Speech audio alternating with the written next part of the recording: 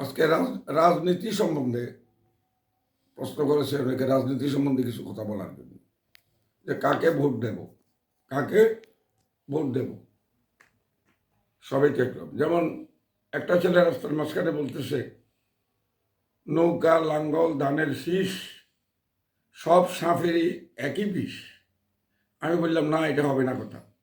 কারণ হাঙ্গরসাপ যেটা জাতি সাপ, ওইটার বিষ কিন্তু বেশি। দোরাহাপ যেটা, এটার বিষ কিন্তু কম। সব সাপে কামড় দিলে কিন্তু মানুষ মরে না। তাহলে আপনার কথাটা কিভাবে সত্যি হইল? আপনি বললেন যে নৌকা, লাঙ্গল, ধানের শীষ সব সাপেরই একই বিষ। এই কথাটা ভুল, মিথ্যা। এখন ভোট কাকে দেব?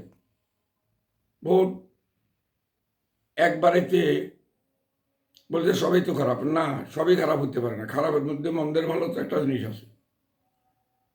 এক বাড়িতে যখন নাকি ডাকাতি চোর, 3টা চোর ঢুকছে, এক মহিলা পুলিশ যখন আসছে, পুলিশের চোরগুলাকে ধরে ফেলল। মহিলাটা বলতেছে, দারগা সাহেব, আপনি ওই লোকটাকে মারিয়ে না বলে সারিয়ে দেন। দারগা বলতেছে কি, তিনজনে এত চুরি করতে আসছে, কেন ছেড়ে দেব?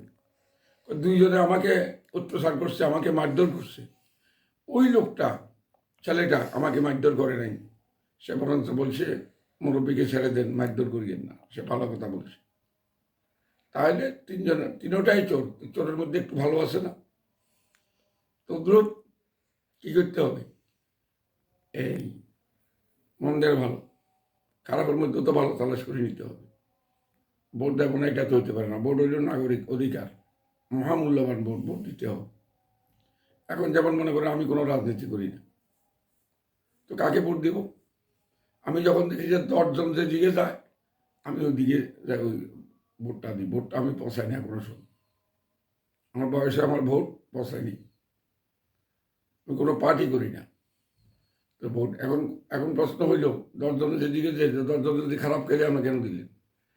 আরে 10 জন যেখানে, আল্লাহ সেখানে রাজি থাকে, এটা আমি জানি। হিন্দুদের অনেক হিন্দুরা বলে দশাচক্রে ভগবান ভূত, মানে তাদের ভগবানও নাকি 10 জনের ফেঁসে পড়লে বেকুব হয়ে যায়। তাহলে 10 জন যেখানে সাব্যস্ত করে সেখানে আল্লাহ রাজি থাকে। তাই 10 জন যেখানে যাচ্ছে, বেশিরভাগ যেখানে যাচ্ছে আমি ওখানে ভোটটা দিই। কিন্তু আমি কোনো পার্টি করি না। তবে আমার মনে হবে এমন লোক নির্ধারণ করবে, যেমন অনেকে বলে অমুক ভাইয়ের চরিত্র ফুলের মতো পবিত্র। আসলে কি ফুলের মতো পবিত্র? কখনো না। কিসের জন্য বলতেছে? টাকার জন্য। টাকা এমন এক জিনিস, অর্থ অনর্থের মূল। বেশি অর্থ হইলে, বেশি টাকা হইলেও ক্ষতি আছে। চলার মতো টাকা হইলে ও শান্তি, বেশি টাকা আবার সমস্যা হয়। অর্থ অনর্থের মূল। আবার অর্থ ছাড়া দুনিয়াতে চলাও যায় না।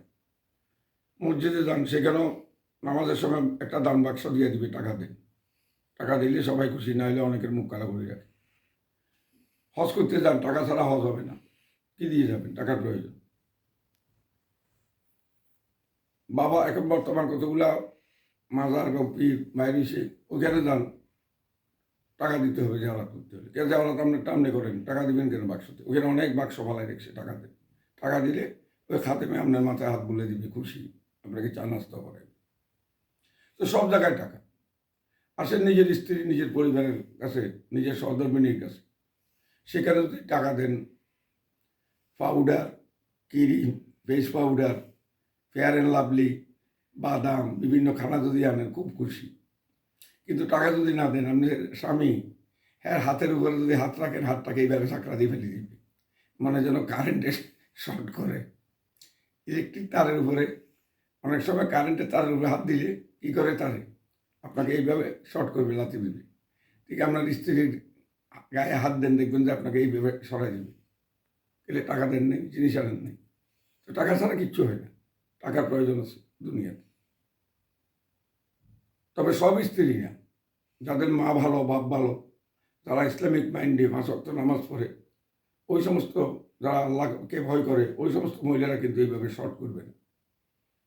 কারণ গাছ ভালো তো ফল ভালো, পীর ভালো তো মুরিদ ভালো, ওস্তাদ ভালো তো ছাত্র ভালো।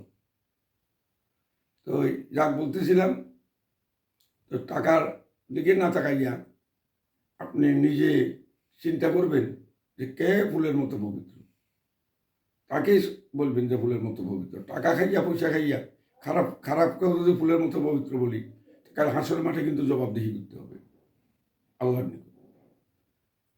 তাই এমন একজন লোক নির্ধারণ করবেন, করা উচিত আমাদের, যার দ্বারা সমাজে শান্তি আসবে, মানুষের উপকার হবে, ইসলামিক মাইন্ডের লোক, আলেমদের মধ্যে ভালো একটা লোক, সবচেয়ে ভালো এই আলেম, ওকে যদি আমরা ভোট দিই আমার মনে হয় বেশি ভালো হবে।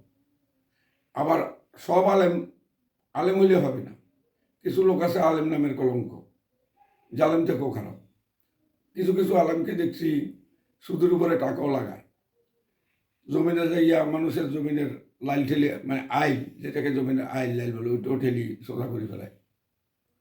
আলেম হইলে তো হবে না, হক্কানি আলেম, ভালো একজন আলেম দেখি যদি আমরা আমাদের নেতা বানাইতে পারি, আমাদের ইমাম, ইমাম নেতার আরবি হলো ইমাম, ইমাম বানাইতে পারি, তাইলে দেশে সুখ শান্তি আশা করা যায়। কারণ অনেকে বলে হুজুর কেন এমপি হবে, মন্ত্রী হবে। হুজুরেরা আল্লাহর কোরআনীভাবে যদি, কোরআনী আইন যদি দেশে চালু হয়, কোরআনী শাসন যদি দেশে চালু হয়, হিন্দুর জন্য লাভ, হিন্দুরাও সুখে থাকবে, মুসলমানও সুখে থাকবে, দুর্নীতি দমন হবে, অন্যায় অত্যাচার দূর হবে, সমাজে শান্তি আর শান্তি। তাই যাকে ইচ্ছা, যাকেই বানান, সে আলেম হোক আর এমএ পাস হোক, সমস্যা নেই, চরিত্রবান লোক, ভালো লোক বানাবে। অনেক পার্টির লোক দেখা গেছে, এই যেমন এরশাদের আমলে দেখা গেছে যুবক ছেলেরা বেশি বিয়াদবি করেছে, লুপ্তরাজ করেছে, বিভিন্ন কাজ করেছে। কিন্তু নেতা যদি ভালো হয়, অনেক সময় দেখি তাদের দিয়া বিভিন্ন সময় বলে, এই আমার দলের লোকেরা কারোর সাথে বেয়াদবি করবে না, এই আমার দলের লোকেরা লুপ্তরাজ করবে না, অন্যায় করবে না, অত্যাচার করবে না।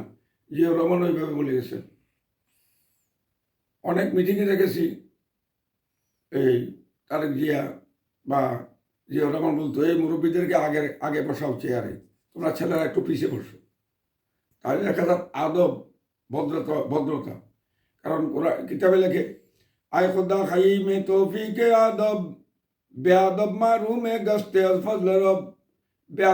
বেয়াদবের উপরে আল্লাহর গজব না দিল, তার হায়াত কমে, রোজগার কমে, ব্যবসা কমে, সর্বদিকে ধ্বংস হয়ে যাবে আস্তে আস্তে। তাই কারোর সাথে বেয়াদবি করা যাবে না। রাসূলুল্লাহ পাক সাল্লাল্লাহু আলাইহি ওয়াসাল্লাম বলেন, আমার উম্মতের মধ্যে যারা ছোটদেরকে স্নেহ করবে না, আদর করবে না, ভালোবাসবে না, এবং বড়দেরকে রেসপেক্ট করবে না, ইজ্জত করবে না, তারা আমার দল, আমার উম্মত নো। কাল হাসরের মাঠে আমি তাদের জন্য সুপারিশ করব না। তো রাসূলুল্লাহ পাক সাল্লাল্লাহু আলাইহি ওয়াসাল্লাম সুপারিশ না করলে শাফিনা আরে জাহান্নাম, দুজকের আগুনে জ্বলবে। অতএব বেয়াদবি বন্ধ করবে, মুরব্বীদেরকে সম্মান করবে। আমি কোনো পার্টি করি না। এখন অনেকে বলে, আপনি যে অমুক এমপির সাথে দেখছি আপনাকে। হ্যাঁ, দেখছেন। এখন মনে করেন বর্তমান এমপি যদি সে আওয়ামী লীগের হয়, উপজেলার চেয়ারম্যান আওয়ামী লীগের, আমার একটা দরখাস্ত নিয়ে যাইতে হবে না? আমি কোনো পার্টি করি না, কিন্তু আমি তো ওর কাছে যাইতে হবে সাইন করার জন্য, গভর্নমেন্টের জন্য, চাকরির জন্য, বিভিন্ন কাজে আমাকে যেতে হবে। তাই বলি কি আমি পার্টি? যাওয়াটা তো অপরাধ না। যদি বিএনপি আসে তাও যেতে হবে, যদি জামাতে ইসলাম আসে তাও যেতে হবে, কারণ উনি এলাকার প্রতিনিধি, উনি সবার জন্য। যেমন আমি যে মানব সেবায় আছি, এখানে আমল দিচ্ছি, ওষুধ বলে দিচ্ছি মানুষকে, বিএনপি এলেও দেবো, আওয়ামী লীগ আসলেও দেবো, জামাত আসলেও দেবো, সবাইকে দিতে হবে। একটা মুদি দোকানে যে দোকানদার চাউল বিক্রি করে, তার কাছে বিএনপি গেলে কি চাউল বিক্রি করবে না? অবশ্যই করবে। আওয়ামী লীগ গেলে কি করবে না? সে যদি বিএনপি করে একটা শিবিরকে কি সে চাউল বিক্রি করবে না? সে দোকানদার। আমার বেলাও তো ওই রকম। যাক, আসসালামু আলাইকুম রহমতুল্লাহ।